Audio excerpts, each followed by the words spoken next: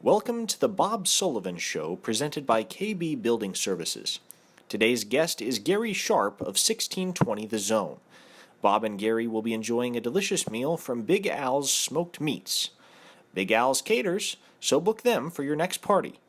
And now, alongside Gary Sharp, here's Bob Sullivan.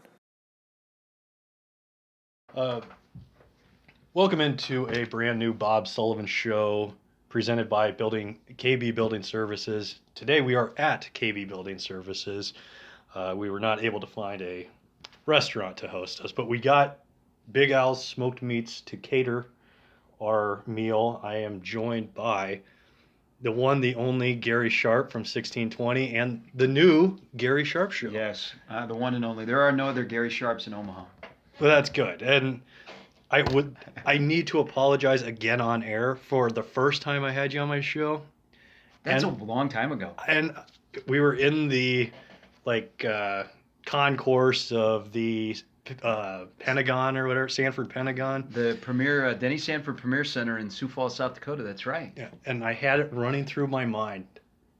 Don't say Greg Sharp. Don't say Greg Sharp. Then I introduced you as Greg Sharp. I was like, that's why we haven't talked. It's been, 4 years, Bob? Yeah, there's been a good 4-year beef that we are dealing with here. So now we've, because you brought food into the mix, we've buried the hatchet. This is a peace offering. Yes, thank you to Big Al's. They have brought you and I back together. Yeah. What we have here is some chili, lime, wings, lemon pepper, Nashville hot. I'm blanking on these, but they... these are the buffalo that are kind of like a dry rub buffalo, and then we got some burnt ends. I see what you put in front of me. I give you the burnt ends because the wings might be a little messy, so we'll dabble, and then we got a little bucket here. Also, we got death by sauce. I would not recommend this. Yeah, because that would really ruin this episode if we're both on the ground. Yeah, that would be awkward.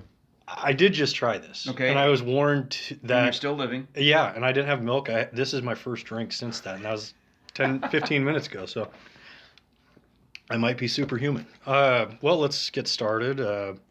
Here, I'll try a burn end as well. And you want to cheers here? All right, hold on here. Hold on, you caught me. All right, to Big Al's. To Big Al's. Burnt ends have taken off in the barbecue world. They used to be like, further down on the list of things when you would go to a barbecue place to get, but burnt ends have risen near the top. And I found, as you can tell by my physique, that when you find a place that has good burnt ends, that usually means it's a great barbecue place. Mm-hmm. These are good. These are good. A lot of the sauce in it, you can taste it. It's moist. Yeah. Not overcooked. Well, and I would say one thing about burnt end, they're kind of like, like in England where they have some deep fry shop, and then they serve like the chips or whatever, like what's left over in the fryer that fell off. I feel like that's what burnt ends used to be, where it's just like kind of a giveaway, and now they're becoming a main course / something you go somewhere for, which is kind of an amazing story if you think about it. Yeah, because people would go, well, why would I pay for a burnt end? Mm-hmm. Well, when they taste like this, I would definitely pay for a burnt end. Well, hopefully that death by sauce is not kicking in. It's kicked in a little bit. I wouldn't know how to finish this. I'd just eat all the food and, hey, it tastes great, folks. Well, I'm sure you'd leave happy in that situation. Now this could be, these are the chili pepper, correct? These are Nashville hot. Nashville? Oh, boy. All right, here we go. It's like jumping off a cliff into the water. 3, 2, 1. I can tell, Bob, by the popularity of this podcast, whatever we call it these days, people enjoy watching you and your guests eat. You got a lot of power. And the weird thing is now restaurants are, wow, that have some little kick. Really? Yeah, get your. We might have to do this here. Well, the weird thing is, wear a bib. I was surprised that restaurants were actually willing to host somebody that they've never heard of, but Then I thought about it. They do that every day. That's very true. It's very, very The true. only difference is I have a camera. Might have to add some context there because that was a little creepy, but yeah. Well, yeah, a camera to watch me eat. That is. These are hot. These are very, very hot. Probably shouldn't go after the Nashville hot. No, that about put us out. These lemon pepper are amazing. Very heavy lemony. Good luck there, by the way. I want double dip. By the way, A little brown sugar in it. in that one, Mm-hmm. these are fantastic. By the way, the burn ends are amazing. Big Al's goes to different competitions, and honestly, I've liked all the places I've gone so far, but this is kind of nice. This is kind of a nice change of pace from a restaurant and not having to deal with customers. Yeah, Al's got something going here. Yeah, that would have been. See, we get our own little like private thing here. We don't have people that are sitting there watching us. Yeah. Which. Wondering who the hell we are. Yeah. More so me than you. Yeah, we don't look like Guy Fieri. Mm-mm. Yeah. Which, by the way, my first one at Paisans, I tried to Guy Fieri do like something like that, and it didn't. I don't have the personality. I don't have tattoos. It didn't work for me, and so I scrapped that. And now I just do terrible voiceover work over the first 15 seconds of the show, and We've learned, but Bob doesn't have tattoos. yeah, no. The guy that runs Paisan's a pretty good guy. Yeah, Verzal, he's a great man. Very intimidating man, but very good man. I wouldn't want to say the wrong thing to him on a football field. No, I wouldn't want to say the wrong thing if I was one of his employees. Yeah, I would agree with that too. Very scary man. Verz has turned into a really good radio personality. He has. He's very comfortable. He's knowledgeable. He's entertaining. He's engaging. So if he ever gets out of the pizza business, maybe he'll have a radio job waiting for him somewhere. Or he could just do both. Do his own thing at Paisans. Very true. So now at 16:20, you guys got Josh at 2 o'clock, you from 10 to 2, and then Michael Severe and Damon Benning from 6 to 10.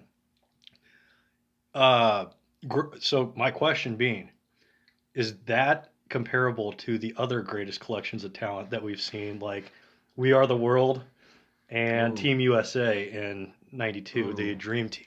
Ooh. And if it's not, who is number one on that list? Well, now I got the '92 Dream Team in my head. I'm thinking, which radio station in this city is Angola?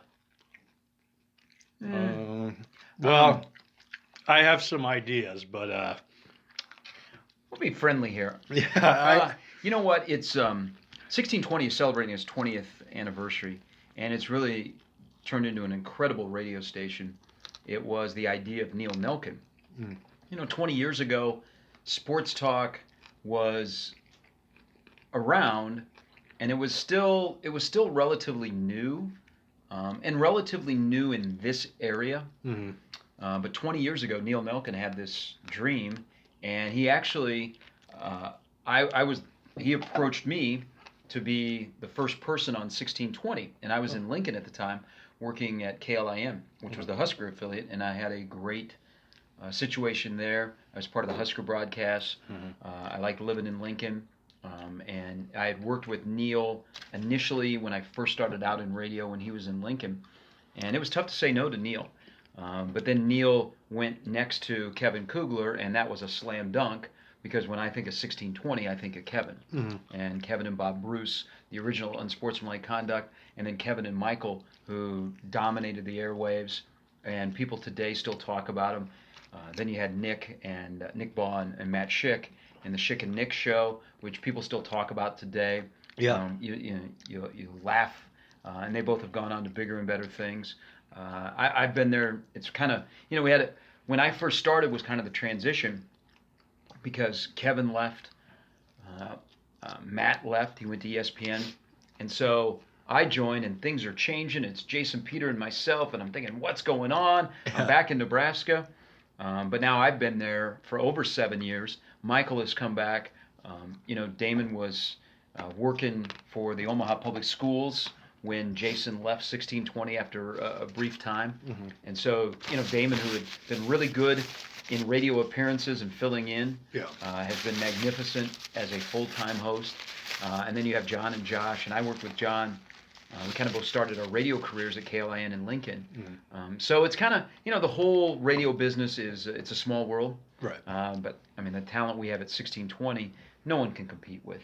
From 6A to 6P, we're in Omaha, Nebraska, which technically is the 74th largest market in terms of radio, and we do 6A to 6P Monday through Friday local sports talk. You tell people from outside of here that you do that, and they're like, in Omaha? And that just kind of shows you what 1620 is. Well, I tried, I thought about doing this in a park where we would just have like a picnic, but I thought that might be a little weird. A lot weird, right? Yeah, I would put that on a scale of 1 to 10 in terms of weirdness, like a 12. All right. So good call there. That's an executive producer decision that you've made about your own show. Yeah. Oh, well, yeah, I was running it through my head like, okay, where could we do this? Well, yeah, picnic table, do a picnic.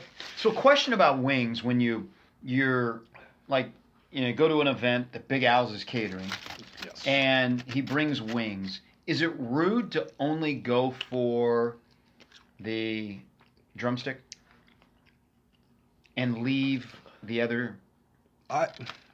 No. Okay. Is that what you're doing? Because I didn't really know. Yes. Oh. Yeah. I don't want to be rude on your own show. No. Well, you're the guest, so you're going to have to be talking most of the time, so you have to have kind of clean hands. Yeah. So having to go at it with two hands isn't really beneficial for you. So how many people have had to people are seeing now, I got like 4 napkins in my hand. How many of these have you done where like the guest is like, has stuff on his face, on his fingers? Oh, usually the guest is smart enough to order something that is... Oh, so you forced me into this situation. I see your game.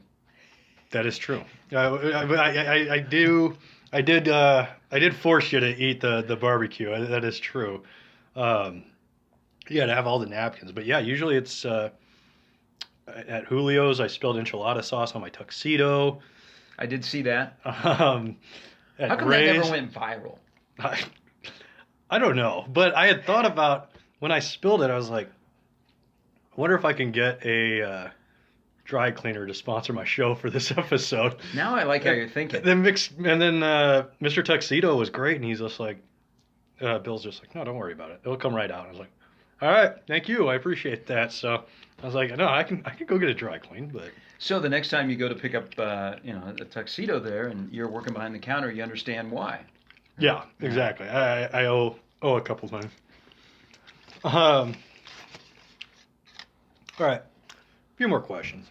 You know how this works. A few more questions usually means like 15. Yeah, you know what people hate? And this sometimes is a crutch, especially for me. Mm-hmm. I'll say, we'll get you out of here on this. Yeah. So when you say a few more questions, if you're like a host on radio when you're on the phone and someone says that to you, it usually is like 5 minutes later. Well, we'll get you out of here on this. It stinks, though, when the person says something interesting. Well, so there's an art to interviewing. Don't. I will tell you that I think Dan Patrick, Dan Levitard, Howard Stern are some of the best interviewers in radio. Why, Bob? Because they don't go in with a list of questions.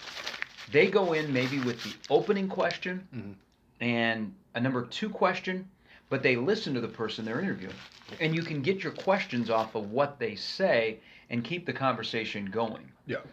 I also think those 3 in particular are really good because they make the guest feel comfortable, that you might get information and stories that you don't get anywhere else. I mean, the great thing about our business in radio is storytelling. Yeah. I mean, people want to hear stories. People want to hear behind the scenes. Mm-hmm.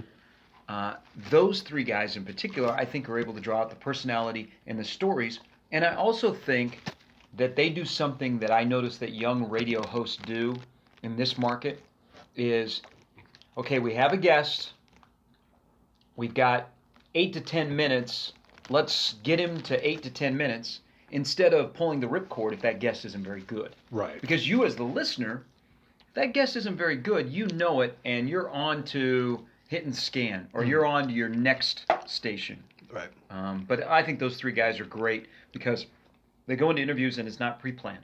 They let it just flow naturally, and if it goes somewhere that they never expected it to, that's fantastic radio.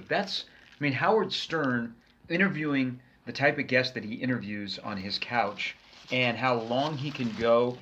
He can go an hour with somebody and you're engaged for 60 minutes. I mean, there are very few people now or in the history of radio that have been able to do something like that like Howard Stern does. Well, with so you've kind of gone from the age of where,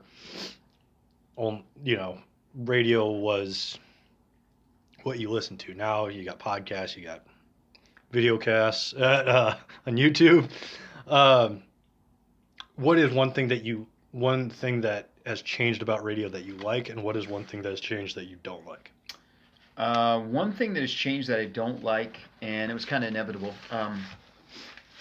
you have more corporations. It's more of a corporate feel. I was lucky enough in my first job in radio, I worked for a family, the Warners, that owned the broadcast house in Lincoln, and it was fantastic. But you knew it was coming where mega corporations would own lots of radio stations, and they don't understand the market. Omaha is different from Kansas City. It's different from Chicago. We have our own niche here. It's a special place. Our radio station at 1620 has a special place in the whole market in who listens to our station, who is a partner on the radio station. So that's the corporate feel. I don't like, but there's no fighting that. Right. We can say because it's corporate, you're able to make X amount of dollars. So there's a little give and take there. The thing I like in radio is that it's still radio, that we can make a difference every single day. And when I go on the air, I try and use the old Jim Valvano line of, you're going to laugh, you're going to cry, you're going to think. Now, I hope that crying, it's from laughter after 4 hours on the air. Right. But if you can achieve those three things, along with giving your opinion and make it engaging for the audience, I think you hit radio gold. Now, we strive to do that every day. It doesn't happen every day, but when it does, it's great. And it's such a great medium because it's a great way to interact with people, change people, hear from people, and I think it's fun. I've always said when this business for me, I get up and go into a radio station and go into a studio and sit down. There's a microphone in front of me, and I can't see anybody that's listening to me. If that is ever not fun, then I'm going to find something else to do. And I've been fortunate enough in my career to have many, many years where it's something new every day. It's not the same 9 to 5. It's unorthodox. And I've been lucky enough, and like you mentioned earlier, I was fortunate enough to be the Sportscast of the Year in Nebraska. Yeah. And you look at the list of names, and that's kind of a who's who in Nebraska sportscasting, and that's voted on by your peers. And so that was really, really cool. And you know what? And hopefully, my name is now on there. That somebody in 15 years, they look at it and they look at that long list of names, and I'm on there, and they go, "Wow, that's a great list of people." Mm-hmm. What is the? I see you going for that drum. I'm gonna try it. Yes. You never told me. Is that rude? No. I'll go for the flat. I actually like the flats. After I learned how to eat them, not that it's really that complicated, but when you can twist and then pull it apart and then. See, I think it would be bad for your viewers, like if I did it the way I like to do it, in the mouth and pull out. Oh. Yeah. Well. That'll be on the extra describing that. That'll be on Bob Sullivan yes. After Dark. Which would be a great. That might be your next jump into the world of video casting. Yeah. Well, I'm not short on ideas. The execution of the ideas, that's the issue. Well, I want to do something similar to Hot Ones, that 10 wings that they eat. Mm-hmm. But I like to do it at a local brewery and drink a flight of 10 beers and then interview you or, That could be kind of interesting. That could be a little off the rails a little bit. It could be. But what you could do is go into a bar full of people late at night and do a show like this. I want to get you viral. That would be a great way to get you viral. Yeah. Well, that would be ideal. Yeah, get somebody. Actually, one of my favorite shows of all time was Dave Attell when he had that show Insomniac on Comedy Central, where he just kind of bar hop. Not a great look for you as a human being, but a great show and great watching. I don't know if you ever watched it. Yes. But, I thought that was one of the best shows I've ever seen. Not a good look as a human. That probably wouldn't look good on your resume. No, not at all. But that'd be a career ender. Late night at a bar where it's Bob sitting there in front of the camera, and you're drinking, you're doing a review. Mm-hmm. It's after 1 in the morning. Oh no! See, this is I've just dated myself because last call is 1, right? So it's like after midnight. Yeah. No, last call's 2 now, I think. Really? Now I'm really dating myself. Yeah, 2 a.m.'s the cutoff now, I believe. See, I'm smart and I'm old, so I'm out of a bar by midnight. Yeah. I used to do that. Now I let other people do that. Mm-hmm. Well, Gary, before we get out of here, you said a few more questions. We're on like 6 now. Okay. A few is 3 to 5. I'm at 6. So, okay. Officially, last question. Right. So,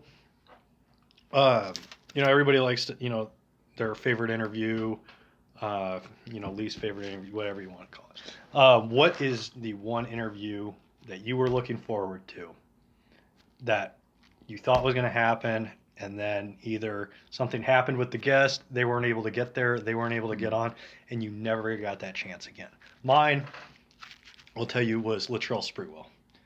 I was Latrell Sprewell for Halloween when I was like 10, the year after they went to the final. That's something you don't hear every day, that I was a Latrell Sprewell for Halloween. Well, it was... my mom approving that costume was not... Yeah. You couldn't be Latrell Sprewell today for Halloween. No. After what he did. Yeah. Like in 2019, if he had choked his coach, you wouldn't be able to be Latrell Sprewell. It wasn't acceptable back then either, but I did it anyway.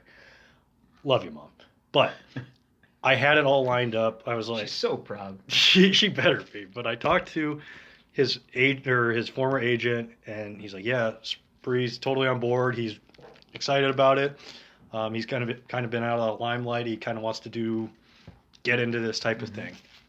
I was like, awesome. So he's like, let's just wait till after the new year and we'll get something set up.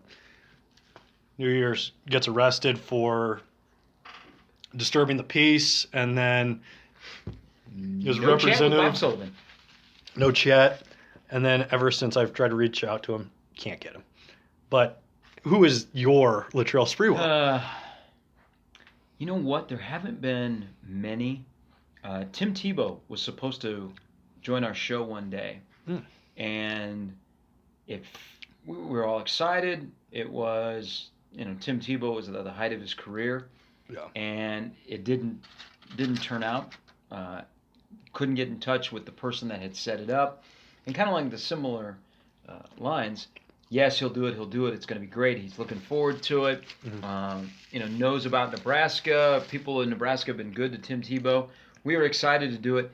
And in our business, where you rely so much on the most important person that is part of your show, and that's your producer, is they line it up.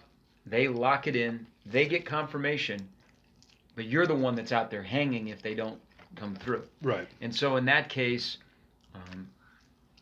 producer confirmed the interview. Day came. No one could get a hold of Tim Tebow. Mm-hmm. The person that we had lined up and didn't come on our show, that we had a lot of fun with, that kind of was taken the wrong way, Bill Straub, who just retired as the Nebraska bowling coach. Now, unless you're talking about Kingpin, you're not usually talking a lot about bowling on a sports talk show. No. But unique, who knew that Nebraska women had a Division I bowling program? Right. And so they won a national title, and we were all set to interview Coach Straub. And our producer, Shane, gets a text. Mm-hmm. Sorry, busy, can't come on. And Shane told me this, and I'm like, the guy's a friggin' bowling coach. Right. What is he doing? You said this on air? Huh? Did you say this on air? on No, I said this off air, but this is going to lead to an on-air conversation. I said, what is he doing? He's a bowling coach. He just won a national title. We are giving him a forum. Yeah. He just big-timed us. And Shane texted him back, and he said, no, he goes, I got other things to do. So, on air, we had to tell people, because we were kind of excited to talk to him. It was kind of sarcastic about what we were going to talk about. But the guy won a national championship. I mean, he had a dominant program. Right. So it led to on air, where we basically ripped Bill Straub for, letting us down, letting the listeners down. Yeah, big timing us. Well, come to find out, I run into Bill Straub about 8 months later, and I introduced myself. Mm-hmm. And he said, I know who you are. He goes, I was just joking. So we thought that he was just joking that he couldn't come on, and there was no follow-up to say, well, thanks, can we reschedule? And he said, I'm sorry. So we were like, I was like, oh, okay, well, I'm sorry for what I said. But he was just joking, and that kind of fell through. So there became a running joke on our show that after Sharp and Benning in the Morning achieved, accolades nationally, that we're a top 25 show that can't secure the head bowling coach at Nebraska. We can get everybody else on in America. We can't get the bowling coach on. Yeah, that's. But if he should have just texted back right away. Yeah. I'm sorry. The person that I'm glad I got to interview early in my career that I was terrified of was Tom Osborne. The first time I interviewed Tom Osborne, here's a guy that is, he's got a presence. I'm a young broadcaster, don't know where to start. Right. And he was great. I mean, he realized that, and I'm green in this business, and he answered, all the questions. I think he had it in his mind what he was going to say for an answer, and maybe it had nothing to do with the question. But later on, I got the opportunity to host his coach's show on the air in his last year as the head coach, and so we kind of joked about that. It's a weird business of people that you get to meet, people that like you and don't like you. I think in our business, if everybody likes you, you're not doing your job. If there's people that like you and hate you, you know what? You're doing something because you make them have a feel when they're listening to you on the radio, whether they agree with you or don't. And I think that's where the really good on-air talent has an impact, is if the listener has a feel for you. And that's what I try and do every day is make him or her listening to 1620 feel something, whether for the good or the bad. Or the ugly. Yeah. Sometimes we get a lot of ugly. Yeah. Well, Gary, Bob, appreciate thank you. Thanks to Big Owls. We've kind of done some damage here. I hope people have enjoyed us eating wings. Oh, they have to. I feel like you're going to get critiques of how we ate and the proper way, and we got sauce on our faces. I get ahead of it by taking a horrible picture of me eating before the people watching can criticize me. So I get ahead of that before. But I think we had 6 of each, and we're down to 2, 4, You were. Yeah, We, don't tell my weight loss program. Just keep that quiet. yeah, this is a cheat day.